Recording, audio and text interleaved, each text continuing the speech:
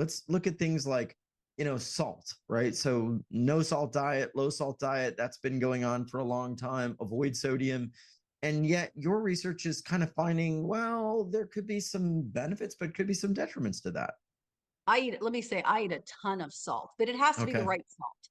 No, I probably shouldn't say this, but it just needs to be said. Morton salt, throw it away if you have it. It's not true good salt. Okay. You need something like a Celtic sea salt or a Himalayan salt, something like that. That's a real natural salt. Mm.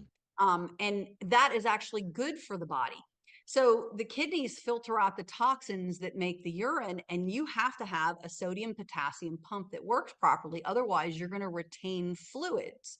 And when you retain the fluids, that puts extra pressure on those blood vessels and causes, guess what? High blood pressure.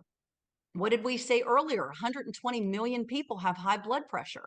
So Yes. imagine if you were born, let's say you're even in your 30s, that was already when the whole start of, oh, salt is bad for you. So your whole life you've been deprived of salt, right? So you can imagine why a 30-year-old now has high blood pressure, because literally every day they've been deprived of the salt they need for this sodium potassium pump to work correctly to maintain the fluid in the body. And the most interesting part of this was the FDA says you should have 2,300 milligrams of salt a day.